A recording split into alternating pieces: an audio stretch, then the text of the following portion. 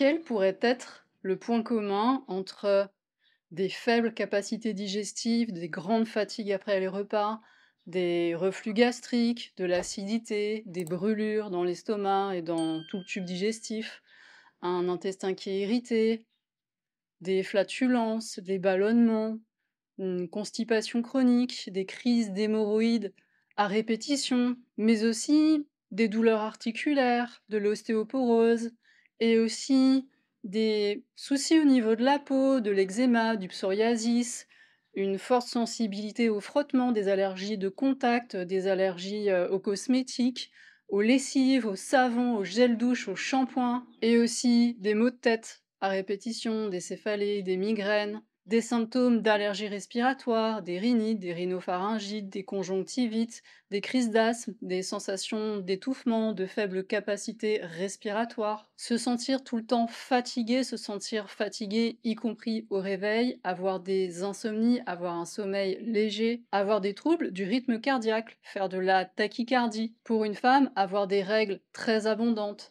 avoir un syndrome prémenstruel assez marqué, avoir des difficultés à concevoir un enfant, et aussi de l'irritabilité, de l'anxiété, de la schizophrénie, la maladie de Parkinson. Je viens de te citer tout un tas de désordres, de déséquilibres, parfois même des maladies. D'ailleurs, dis-moi dans les commentaires si certains de ces désordres, si ça te concerne et si ça te parle. Eh bien, sache que tous ces symptômes, selon les personnes, selon les situations, peuvent très bien être indépendants les uns des autres et n'avoir strictement rien en commun. Et aussi, parfois, tous ces symptômes tous ces symptômes peuvent avoir une cause commune, une seule et même cause, un taux d'histamine trop élevé. Dans cette vidéo, je vais t'expliquer ce que c'est justement que l'histamine, ce que l'on appelle l'intolérance à l'histamine ou histaminose ou aussi HIT, le HIT. Nous allons aussi voir dans cette vidéo pourquoi il est vraiment important que le taux d'histamine dans un organisme soit correctement régulé, et nous allons voir ce qui peut perturber à différents niveaux justement cette régulation du taux d'histamine. Ça va déjà faire pas mal d'informations, tu vas voir, ça va faire une vidéo déjà bien dense avec pas mal de choses. Donc je préfère qu'on voit ensemble dans de prochaines vidéos comment savoir si l'on est concerné vraiment ou pas par ce souci de régulation de l'histamine, donc cette intolérance à l'histamine, et puis comment faire pour pouvoir mieux réguler son taux d'histamine et faire baisser ce taux d'histamine. Pour préparer le contenu de cette vidéo et des vidéos qui vont suivre sur le sujet de l'intolérance à l'histamine, je me suis beaucoup aidée de ce livre, voilà, donc tu pourras prendre les références. C'est un livre qui est en anglais et pour l'instant on trouve pas beaucoup de sources en français. Alors en français, tu pourras aller voir la chaîne Embellir sa santé et le site embellir-sa-santé.fr de Florence, donc c'est vraiment un travail qui est bien fait et je t'encourage à aller voir, à aller t'inspirer de ce site et de ces informations. Je te mettrai quelques sites aussi que j'ai utilisés dans la description, donc n'hésite pas à aller jeter un coup d'œil pour avoir toutes les ressources si tu as envie, toi, d'aller aussi faire tes propres recherches et d'approfondir le sujet. Je me suis aussi, bien sûr, beaucoup appuyée sur ma propre expérience, ma propre expérience directe et personnelle, parce que j'ai découvert il y a un peu plus de 3 mois maintenant que mon corps, justement, en ce moment, avait un souci pour réguler son taux d'histamine. Et donc à partir du moment où j'ai découvert que ce sujet existait, puisque je ne le connaissais pas auparavant, j'ai commencé bien sûr à faire mes recherches et à tester différentes choses sur moi, à faire mes propres expérimentations. Et donc à travers ces vidéos, je vais aussi te livrer aussi mes propres expériences et les résultats de mes propres tests. 3 mois, c'est pas beaucoup, c'est un sujet qui est vraiment riche, qui est complexe. Donc avec 3 mois, j'ai pas encore beaucoup de recul, c'est clair. Et en même temps, en 3 mois, en appliquant ce que j'avais découvert, en faisant mes propres tests et mes propres expériences, j'ai déjà pu nettement améliorer un certain nombre de symptômes qui étaient parfois gênants et parfois vraiment douloureux. C'est pour ça que j'attends pas plus pour te partager ces informations parce que je trouve que ça peut vraiment aider. C'est un sujet qui est pas tellement connu, j'ai pu m'en rendre compte en en parlant autour de moi, y compris à des médecins, donc c'est pas vraiment connu. Et c'est dommage parce que j'ai vraiment la sensation que ça concerne beaucoup plus de personnes qu'on imagine. D'ailleurs, n'hésite pas à partager cette vidéo si tu sens que ça fait sens pour toi et que ça peut aider d'autres personnes.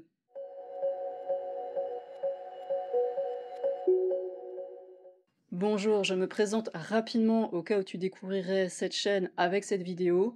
Je suis Karine Lépouchard, je suis thérapeute énergéticienne et enseignante indépendante et donc j'accompagne les personnes sur leur chemin de présence à soi, de conscience de soi, d'amour de soi et de santé naturelle et holistique. Je t'invite à rejoindre ma newsletter pour pouvoir suivre les actualités d'inflorescence et en savoir plus sur les nombreuses ressources que je partage, que ce soit les vidéos, les podcasts, les accompagnements et puis bien sûr la plateforme en ligne, inviter davantage de présence consciente dans sa vie. Et tu recevras cet e-book en cadeau de bienvenue. Bienvenue.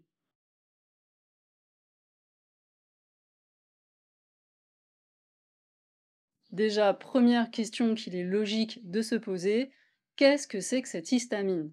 D'un point de vue chimique, l'histamine, c'est ce qu'on appelle une amine. C'est un dérivé d'un acide aminé, l'histidine. Les acides aminés sont les substances comme les petites briques qui constituent les protéines. Donc quand on dégrade une protéine ou quand on digère une protéine, on obtient des acides aminés. L'histamine, c'est donc une amine, une substance qui est utile dans l'organisme. C'est un médiateur qui va intervenir dans la régulation de tout un tas de réactions et de fonctionnement de l'organisme selon le type de récepteur sur lequel elle va se fixer. L'histamine intervient par exemple dans un certain nombre de réponses immunitaires, dont les réactions allergiques, dont les réactions inflammatoires. Et là, tu comprends pourquoi on prend un antihistaminique pour calmer certaines allergies. Et quand ce taux d'histamine va augmenter dans l'organisme, on va avoir tendance à faire davantage de réactions allergiques et à avoir un terrain qui est davantage un terrain inflammatoire.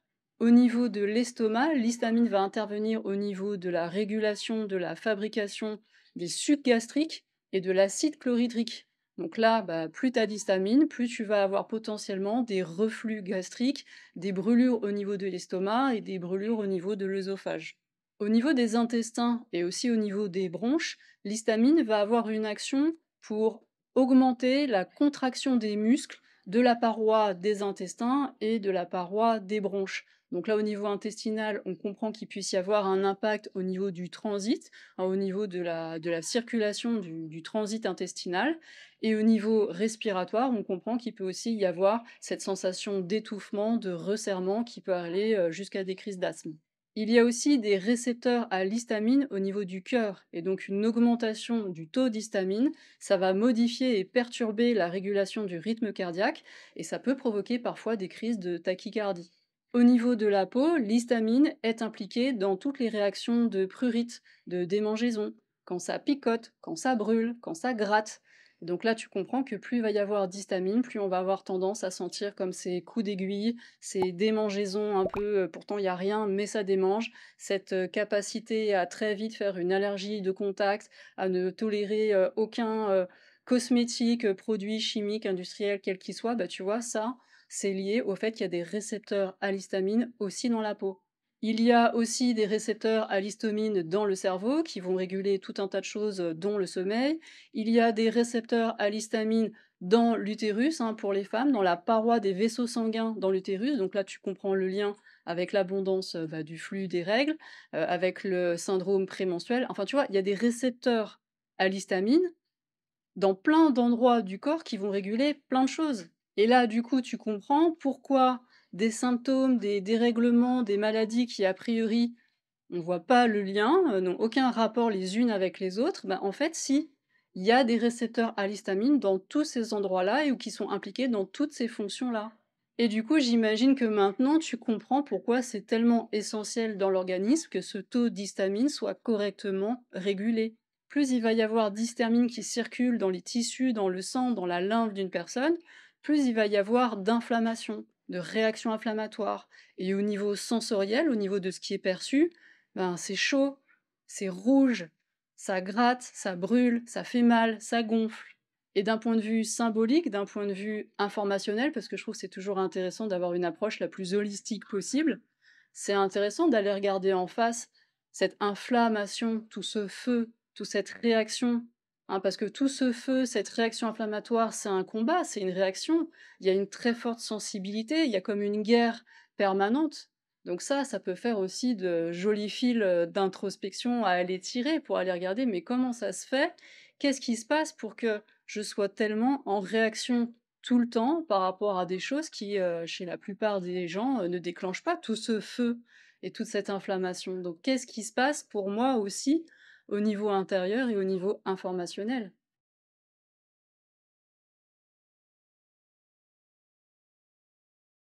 Revenons à un aspect plus concret et plus pragmatique. Alors toute cette histamine là qui augmente dans le corps, d'où vient-elle?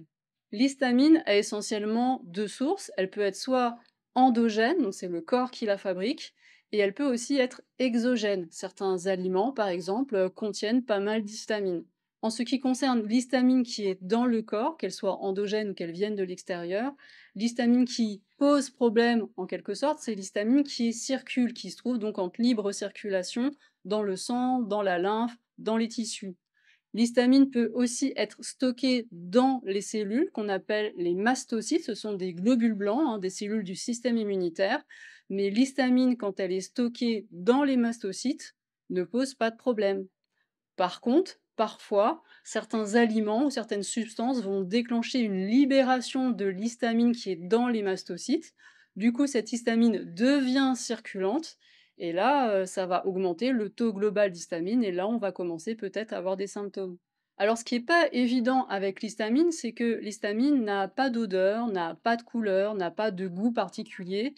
Et donc, le seul moyen de savoir si, par exemple, un aliment contient peu, beaucoup ou pas du tout d'histamine, c'est de prendre un échantillon, de prendre un prélèvement et puis de faire une analyse en laboratoire pour mesurer le taux d'histamine qu'il y a dedans. C'est le seul moyen de savoir. Alors, ce qui est plutôt pas mal, c'est qu'il y a des personnes qui ont quand même déjà fait pas mal de travail d'analyse pour nous. Et donc, on peut trouver sur Internet, je te mettrai des sources dans la description, on peut trouver des fichiers avec tout un tas de listings d'aliments et de différentes substances et on peut savoir si ces aliments ou ces substances sont riches en histamine ou pas. Et parfois, on a même l'information de savoir si cet aliment est susceptible de faire libérer l'histamine des mastocytes ou pas. Donc c'est quand même un outil précieux que je t'encourage vivement à aller consulter si c'est un sujet qui te concerne.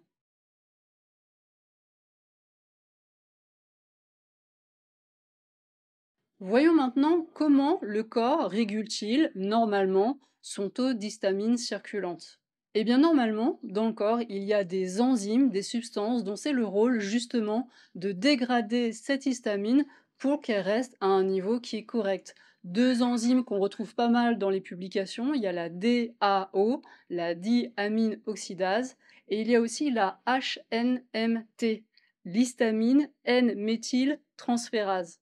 Quand tout fonctionne bien, que l'histamine, oui, elle est bien là, mais en des quantités adéquates, correctes, qui permettent de réguler tout ce qu'elle a à réguler et à faire aux différents endroits de l'organisme sur les différents récepteurs. Quand les mastocytes ne libèrent pas de l'histamine tout le temps à tort et à travers, quand les enzymes, la DAO et la HNMT, sont là, sont présentes en quantité suffisante et de manière efficace pour dégrader l'histamine, et quand il n'y a pas d'apport excessif d'histamine à l'extérieur, eh bien alors tous les désordres dont je t'ai parlé à l'introduction peuvent aussi être là, mais là du coup ça n'a rien à voir avec un excès d'histamine. Je te donne une image pour t'aider à mieux comprendre comment ça marche ces histoires de régulation du taux d'histamine et comment ça se fait que parfois on a des symptômes ou pas. Tu peux t'imaginer une tasse, voilà, que tu vas remplir d'histamine ou pas. En tout cas, cette tasse représente ton taux d'histamine circulante dans le corps, donc le taux d'histamine active dans le corps. Il ne faut pas que cette tasse soit vide, hein. L'histamine, le corps en a besoin, donc c'est important qu'il y ait toujours une certaine quantité de base d'histamine dans la tasse. Quand ce taux donc d'histamine est adéquat et que le corps a suffisamment d'enzymes qui sont efficaces pour le réguler, alors tout va bien, il n'y a aucun symptôme. Quand le taux commence à augmenter, soit parce que des mastocytes libèrent de l'histamine ou parce qu'il y a un apport extérieur d'histamine, en tout cas ce niveau, on va dire, passe au niveau 1, Et ben, le niveau 1, c'est là où tu vas peut-être commencer à avoir des symptômes divers et variés dont je t'ai déjà parlé et qui vont prendre donc différentes formes selon les personnes, selon la génétique, selon les points faibles des uns et des autres, selon son histoire, selon plein de choses. Ça peut s'exprimer de manière vraiment complètement différente d'une personne à l'autre. On n'a pas tous les symptômes. Il y a des personnes pour qui ça va être plus respiratoire, d'autres plus digestif, d'autres plus au niveau de la peau, au niveau du sommeil. Enfin bon, chacun va avoir une manière de le vivre différemment. Et donc ce niveau 1, c'est le niveau où il commence à y avoir des symptômes. Ce sont des niveaux légers. Et si tu fais pas trop attention, si t'es pas trop présent dans ton corps, voilà, pas trop attentif à ce que tu ressens, tu peux même, à la limite, ne pas te rendre compte que tu as ces symptômes très légèrement. Ces différents niveaux que je te donne là dans cette tasse sont complètement arbitraires, d'accord? C'est juste pour comprendre les mécanismes. Si ton taux d'histamine augmente encore, imaginons que tu passes au niveau 2, eh bien le niveau 2, ça pourrait être le niveau à partir duquel ces symptômes, tu peux plus passer à côté. Ça devient vraiment gênant, voire douloureux, voire handicapant. Et là encore, ça prend des formes complètement variées chez les personnes en fonction de plein de choses. Chacun ne va pas le vivre exactement de la même manière, mais c'est le niveau où là, vraiment, le niveau 2, tu peux pas ne pas te rendre compte qu'il y a vraiment un problème. Et si ce taux d'histamine continue encore à augmenter, ça atteint vraiment le niveau, je vais dire 3, le niveau maximal que l'on peut supporter jusqu'au moment où on ne le supporte plus et on peut en mourir. Donc ça peut aller jusqu'au choc anaphylactique, ça peut aller jusqu'à l'œdème de Quick, à l'intolérance alimentaire, au choc alimentaire, à l'intoxication alimentaire vraiment sévère.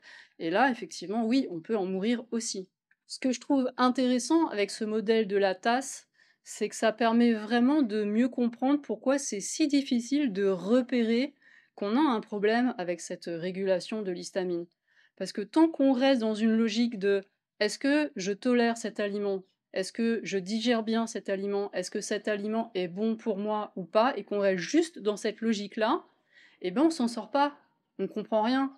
Parce qu'avec l'histamine, dans certains contextes, parfois, cet aliment, on va bien le tolérer, et parfois, non.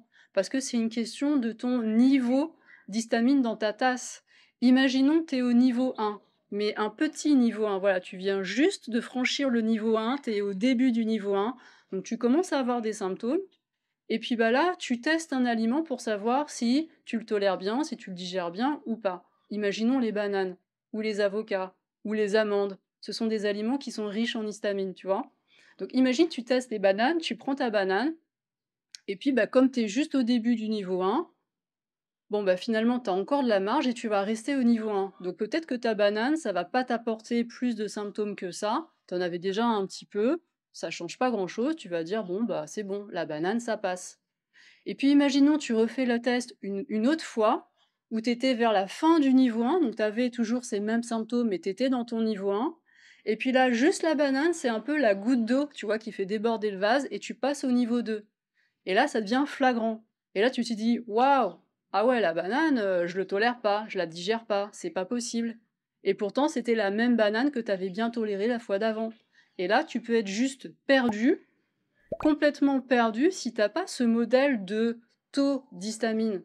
Et tu vois, il y a les aliments, mais il y a plein d'autres facteurs, on va en reparler après, qui font varier ce taux d'histamine. Et donc, quand tu as cette vision globale, ben enfin, ça prend du sens.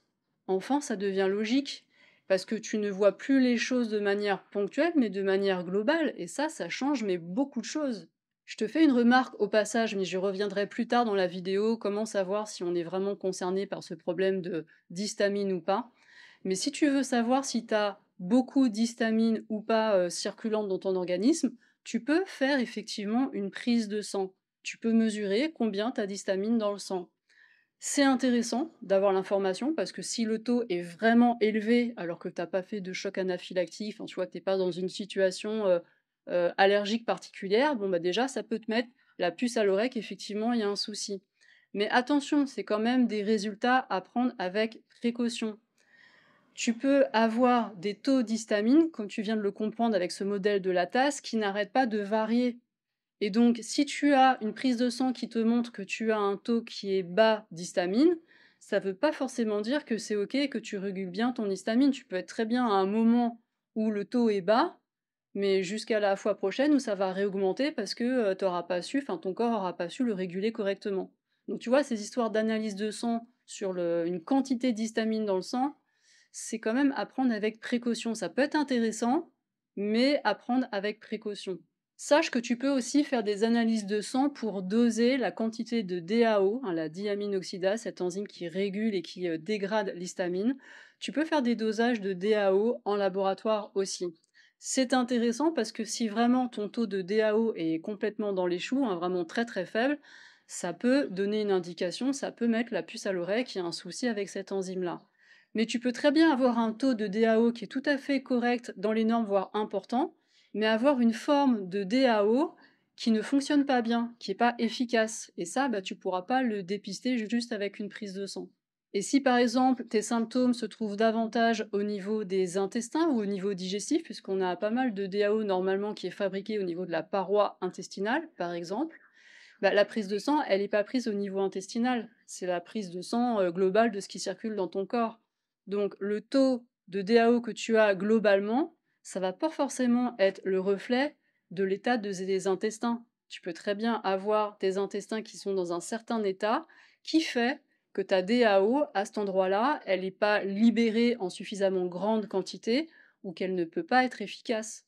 Donc tu vois, là encore une fois, il y a à regarder ce qui se passe au cas par cas et à pas tirer de conclusions trop hâtives, même si ces prises de sang, ça peut être intéressant de les faire. Moi, je les ai faites et ça m'a donné des informations que j'ai trouvées intéressantes.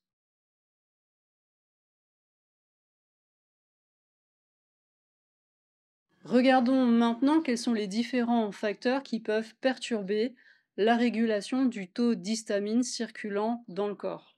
Je ne vais pas ici te faire un topo trop détaillé parce que déjà ça ferait une vidéo beaucoup trop longue et puis j'ai pas forcément non plus toutes les connaissances approfondies des tenants, des aboutissants, des mécanismes en profondeur.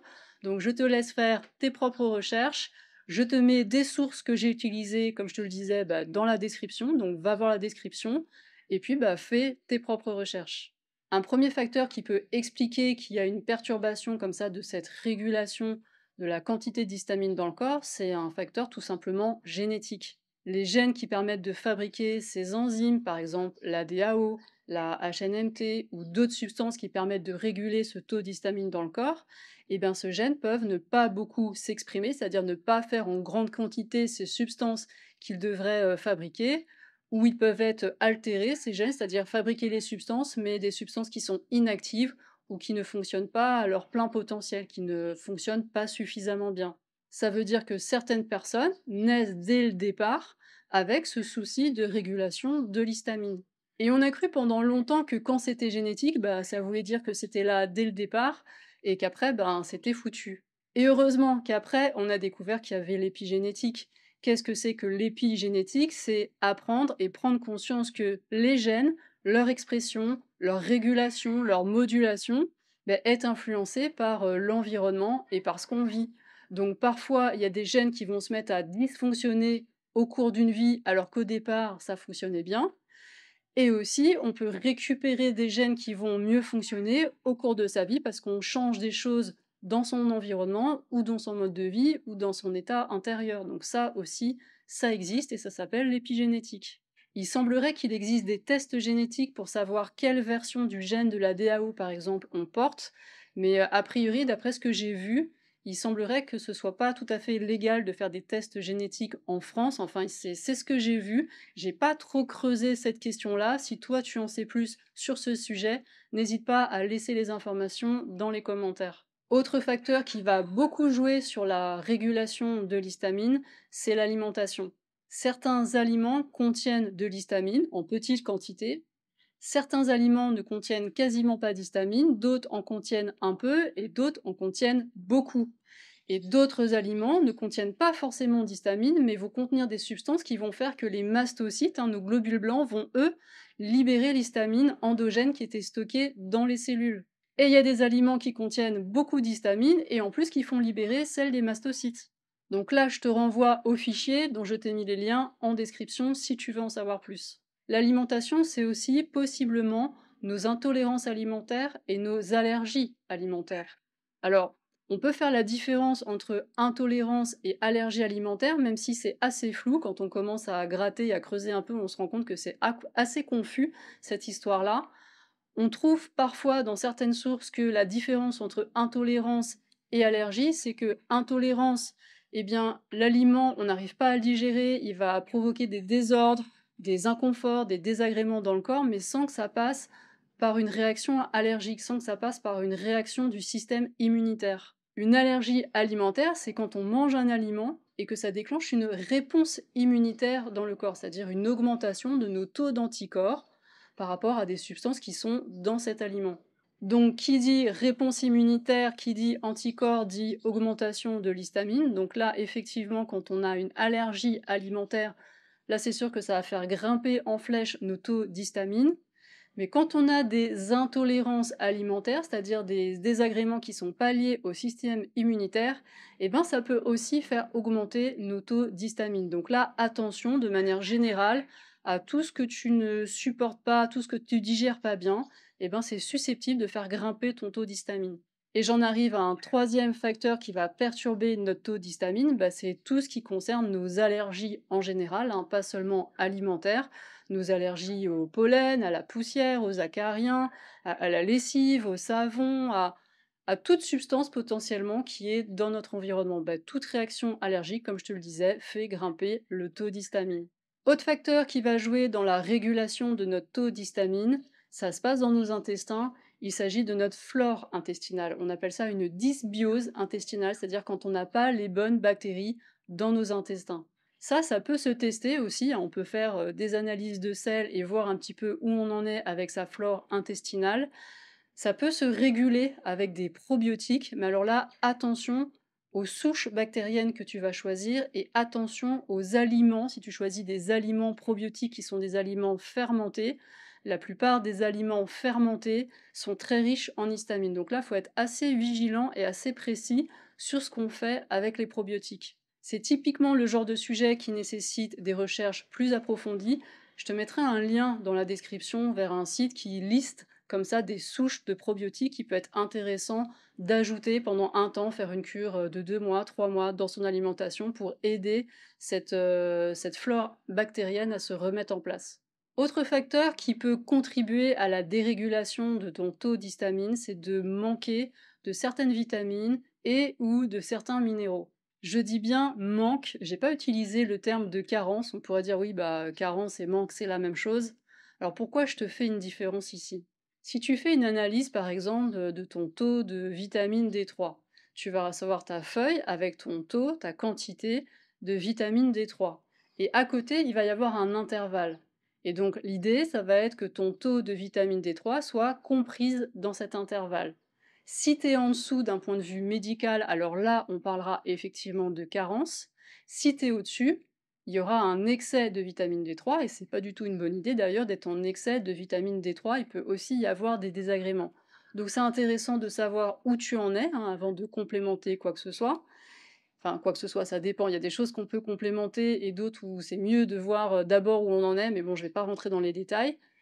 Mais la carence, c'est quand on est vraiment en dehors et en dessous de cet intervalle. Mais des micronutritionnistes vont te dire, parfois, quand on est en bas de l'intervalle, dans le plancher de l'intervalle, on ne peut pas parler de carence vraiment stricto sensus, mais être dans une faible valeur de cette vitamine, de ce minéral ou de cette substance, de cette enzyme, que sais-je, ça peut contribuer quand même à cette dérégulation du taux d'histamine. Donc quand tu fais des analyses, si tu te rends compte que tu es en bas de l'intervalle, ça peut être quand même intéressant de te complémenter en conscience, en regardant quelles sont les quantités conseillées, etc., afin de remonter ce taux en haut, plutôt au plafond, pour avoir une santé optimale et aider ton corps à réguler son taux d'histamine. Je te fais pas une liste exhaustive, là je te donne juste quelques pistes de recherche de ce que j'ai retrouvé qui revenait le plus souvent en lien avec ce problème de régulation de l'histamine. Donc tu peux regarder la vitamine A, tu peux regarder les vitamines du groupe B, et notamment B6, B9 et la fameuse B12, hein, dont on manque très souvent quand on mange peu, voire pas du tout, de produits animaux. Tu peux regarder la vitamine C, tu peux regarder la vitamine D, Tu peux regarder au niveau des oligoéléments, le zinc et le cuivre qui fonctionnent ensemble. Tu peux regarder le magnésium et le calcium. Tu peux regarder le molybdène aussi. Tu peux regarder les oméga 3. Tu peux regarder le coenzyme Q10. Donc tu vois déjà, si tu checkes tout ça, tu as déjà une bonne base pour voir un petit peu où tu en es. Mais c'est pas fini. Il y a encore d'autres facteurs qui peuvent contribuer à perturber la régulation de l'histamine dans le corps. Il y a aussi la qualité de l'eau et donc les polluants qu'on va trouver parfois dans l'eau. Et certains polluants vont avoir une action directe ou indirecte sur cette capacité du corps à réguler son histamine. Je te donne deux exemples avec mes notes parce que ce pas des noms qui sont faciles à retenir. Donc il y a le trichloréthylène, TCE, et le perchloroéthylène, le PCE. Voilà, ce TCE et ce PCE, a priori, qui sont produits par tout un tas d'industries. Il y a énormément d'industries qui vont rejeter ces substances dans l'eau. Et on a montré que ces substances allaient agir au niveau des reins, au niveau du foie, et allaient déréguler justement cette quantité d'histamine dans le corps. Donc voilà, ça c'est un exemple, mais en fait, il y en a d'autres, malheureusement. Et ça veut dire, une fois de plus, d'être vigilant à la qualité de l'eau que l'on boit, bien sûr. Allez, t'es motivé? Encore quelques facteurs qui dérégulent cette quantité d'histamine? Il y a certains médicaments, surtout quand on les prend longtemps, plusieurs semaines, plusieurs mois, de manière chronique, eh bien certains médicaments vont avoir un impact sur cette capacité du corps à réguler son histamine. Cela a été montré sur des anti-inflammatoires, justement, non stéroïdiens, comme par exemple l'ibuprofène ou le naxoprène ou l'aspirine. Je ne vais pas te faire une liste exhaustive parce qu'en fait, il y a plein de médicaments qui peuvent interagir avec cette histoire de régulation de l'histamine. Donc l'idée là, c'est plus que tu puisses avoir ce point de vigilance de te dire, ok, si tu prends un traitement sur le long cours, que tu puisses aller vérifier, faire tes propres recherches, pourquoi pas en discuter avec ton médecin traitant et prescripteur pour regarder ce qui se passe. Est-ce que ce médicament interagit avec la régulation de l'histamine ou pas? Et c'est dans ces situations-là que c'est tellement précieux d'avoir des médecins qui sont à l'écoute, qui sont ouverts et qui sont capables de se remettre en question. Si, ça existe. Mais c'est pas évident, hein, parce que malheureusement, ce problème-là de régulation du taux d'histamine, c'est pas encore super connu en France, et y compris auprès des personnels médicaux, malheureusement. Allez, on continue avec ces facteurs qui perturbent la régulation du taux d'histamine. Autre type de facteurs, le stress et les chocs émotionnels. Il a été montré que le stress, ça active les mastocytes et ça va les faire donc libérer davantage d'histamine dans le sang. Le stress, c'est vraiment un stimulant, ça accroît les réactions inflammatoires en général. Et nos chocs émotionnels aussi vont avoir sur nos équilibres internes et vont aussi potentiellement affecter la capacité du corps à réguler son taux d'histamine. Là encore, je ne rentre pas dans les détails, je te renvoie aux vidéos que j'ai faites sur la gestion du stress pour savoir si on est stressé réellement ou pas. Et je te renvoie bien sûr à la quantité abondante de vidéos que j'ai faites sur cette chaîne sur le fait de mieux prendre soin et de mieux vivre ses émotions.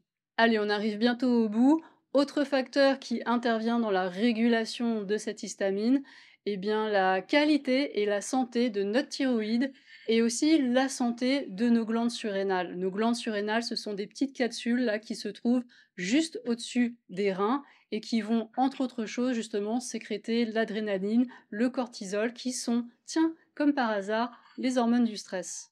Ce stress, justement, oui, il fatigue beaucoup la thyroïde, il va, à la longue, s'il est chronique, épuiser aussi nos glandes surrénales. Tu vois, tout est relié, tout est logique, ça a du sens, et donc ça impacte aussi notre régulation de l'histamine. J'en remets pas une couche, tu as compris, c'est important d'apprendre à mieux vivre son stress, à mieux gérer ce qui se passe à l'intérieur de soi. Je passe au perturbateur suivant. Le dernier perturbateur de la régulation de l'histamine dont je vais te parler dans cette vidéo concerne plutôt les femmes. Il aurait été montré en effet qu'il y a un lien entre le taux d'œstrogène et la régulation de l'histamine. Il y aurait aussi des liens entre ce qui se vit au niveau des perturbations hormonales au moment de la préménopause et de la ménopause. Et il y aurait des liens entre ces dérégulations hormonales et la capacité à réguler son taux d'histamine. Donc si tu es une femme et si tu as, disons, entre 40 et 60 ans pour faire large, eh ben, c'est aussi une piste d'investigation à ne pas négliger. Voilà, donc cette liste-là de perturbateurs, c'est vraiment pas exhaustif, mais là, je pense quand même déjà que tu as pas mal de pistes d'investigation, tu as déjà pas mal de quoi faire. Je m'arrête ici pour cette vidéo, je te donne rendez-vous dans de prochaines vidéos où on regardera ensemble comment savoir si vraiment tu es concerné ou pas par ce problème de la régulation du taux d'histamine, et si oui, comment faire pour apprendre à mieux gérer son taux d'histamine et soutenir son corps pour qu'il puisse réguler au mieux son taux d'histamine. Si tu as des questions, si tu as des remarques, s'il y a des compléments d'informations que tu peux faire à ce sujet, bah écoute, n'hésite pas, utilise les commentaires qui se trouvent juste en dessous de cette vidéo. Si tu trouves que ces informations sont pertinentes, sont utiles, et si ça te fait penser à des personnes de ton entourage que peut-être ça pourrait aider, eh ben pense à leur partager cette vidéo. N'hésite pas aussi à liker, à commenter si tu sens que tu as envie de soutenir la diffusion de ce contenu. Je te remercie de tout cœur pour ta présence et je te dis à très bientôt pour de prochaines vidéos. Je t'embrasse. Bye bye.